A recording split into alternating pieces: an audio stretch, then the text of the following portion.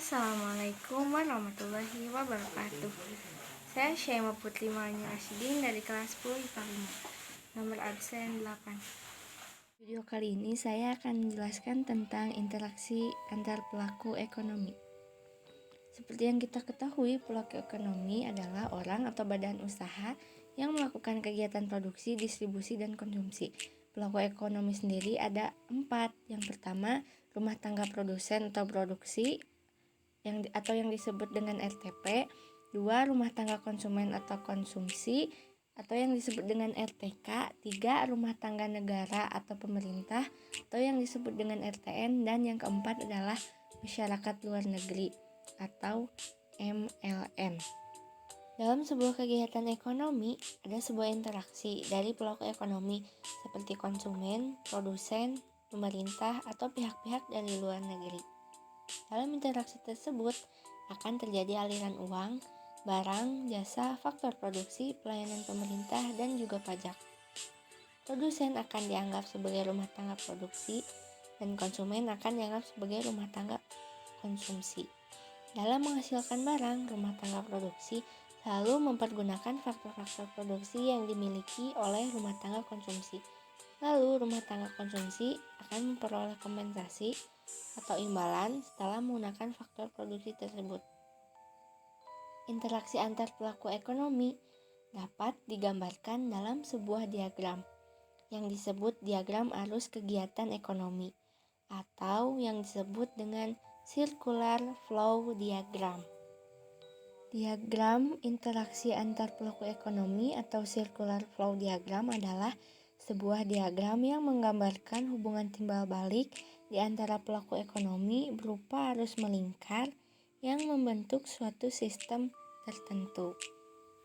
Pada video kali ini saya akan membahas tentang model diagram perekonomian 4 sektor. Perekonomian 4 sektor merupakan kegiatan ekonomi yang dibedakan berdasarkan 4 sektor di dalamnya, yakni rumah tangga konsumsi, rumah tangga produksi, rumah tangga negara atau pemerintah, dan masyarakat luar negeri. Dalam istilah lain, perekonomian 4 sektor disebut sebagai perekonomian terbuka. Yang pertama, sektor rumah tangga. Hubungan sektor rumah tangga dengan perusahaan. Awalnya, rumah tangga menjual sumber daya manusia yang dimilikinya kepada perusahaan. Dari interaksi antara rumah tangga dan perusahaan, mereka disatukan dalam pasar tenaga kerja. Kemudian, dari penjualan SDM, rumah tangga mendapatkan penghasilan yang terdiri dari sewa, bunga, upah, dan keuntungan. Ini disatukan di pasar keuangan dan lembaga keuangan. Hubungan sektor rumah tangga dengan pemerintah.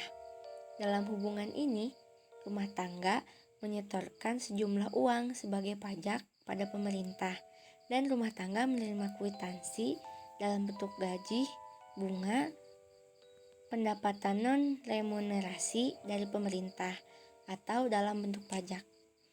Hubungan sektor rumah tangga dengan negara lain. Untuk mencapai hubungan dengan negara lain, rumah tangga diharuskan untuk melewati pasar barang dan pasar luar negeri. Rumah tangga mengimpor barang dan jasa dari luar negeri guna memenuhi kebutuhan hidup. Yang kedua, sektor perusahaan. Hubungan sektor perusahaan dengan rumah tangga.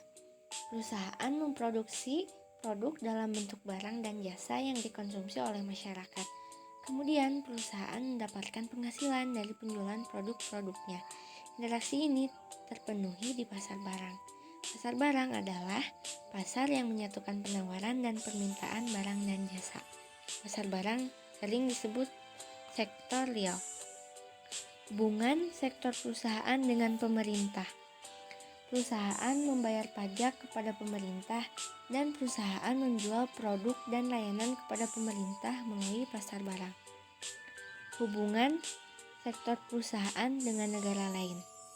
Perusahaan mengimpor produk dan layanan dari luar negeri melalui pasar barang dan pasar luar negeri. Dari hasil penjualan tersebut, perusahaan mendapatkan untung. Yang ketiga, sektor pemerintah.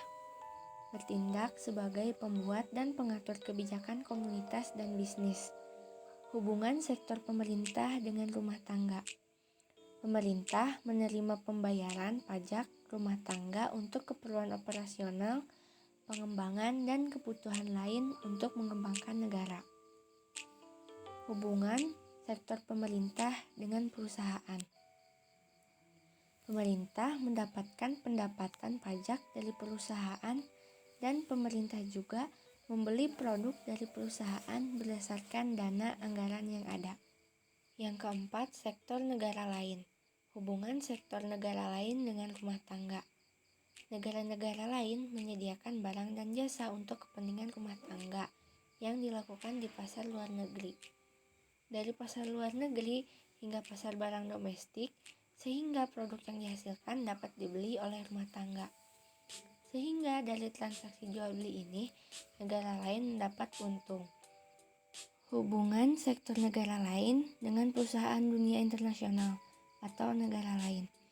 Mengekspor produk mereka ke bisnis perusahaan. Aliran barang dan jasa juga melewati pasar domestik dan kemudian masuk ke pasar barang. Dari proses tersebut juga menghasilkan untung. Demikian arus kegiatan ekonomi atau circular flow diagram 4 sektor. Semoga penjelasan dari saya dapat dipahami. Sekian dan terima kasih. Wassalamualaikum warahmatullahi wabarakatuh.